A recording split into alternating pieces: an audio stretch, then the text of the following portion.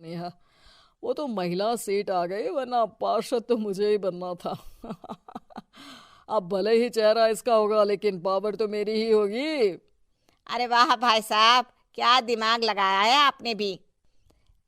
आइए आप लोग, खाना लगा दिया है सबके लिए। सीमा जी पार्षद बन चुकी थीं, फिर भी उनकी एक ना चलती। सारे काम ठाकुर साहब खुद ही संभाल लेते और जहां जरूरत पड़ती वहां सीमा जी का अंगूठा लगवा लेते। सीमा जी ज्यादा पढ़ी लिखी भी नहीं थी। एक दिन ठाकुर साहब और सीमा एक प्रोग्राम में जाते हैं। अरे ठाकुर साहब, आप आ गए। ओहो, पार्षद मैडम भी आ गई हैं। स्वागत है आप दोनों का। लगता है हमारे पार्षद फंड का सही इस्तेमाल हो रहा है। चलिए अब उद्घाटन करते हैं।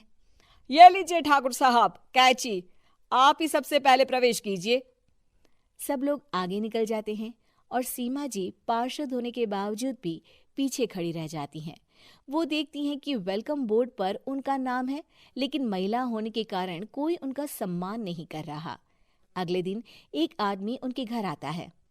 अरे ठाकुर साहब नमस्कार।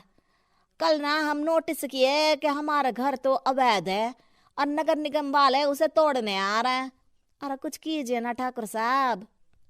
देखो भाई, मैं तो ज्यादा कुछ कर नहीं सकता, पर अगर तुम सबकी जेब गर्म कर दो तो कुछ हो सकता है। कुल मिलाकर 4 लाख लगेंगे। अरे 4 लाख ठाकुर साहब? अरे भाई, मैं अपने लिए नहीं मांग रहा हूँ। दरोगा है, इंजीनियर बाबू है, बड़े साहब है, सबको देना पड़ता है ना थोड़ा थोड़ा। बोलो, है मंजूर? तभी वहां अचानक सीमा जी आ जाती हैं। अरे ये आप क्या कर रहे हैं? पहले इन्हीं लोगों से तो आपने वोट मांगे, अब इनसे ही पैसे ले रहे हो। अरे चुप रहो तुम। तुम्हारा काम है सिर्फ अंगूठा लगाना, तुम वही किया करो। मुझे दूसरे काम तुम मत सिखाओ, समझी? और तुम ना जाओ, अब पैसे लेकर आओ, वरना जेसीबी किसी भी वक्त आती होगी। सब कुछ ऐसे ही चलते रहता है। एक दिन सीमा जी और ठाकुर साहब को एक लोकल मीटिंग में बुलाया जाता है। वहां पर कई और अधिकारी लोग भी मौजूद रहते हैं। अब मैं चाहूंगा कि ठाकुर साहब हमारे बीच 2 शब्द कहें।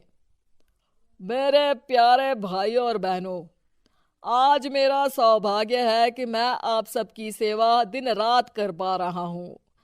आपने मेरी पत्नी को भारी मतों से जिताया है, इसलिए मैं आप सभी का शुक्रगुजार हूं।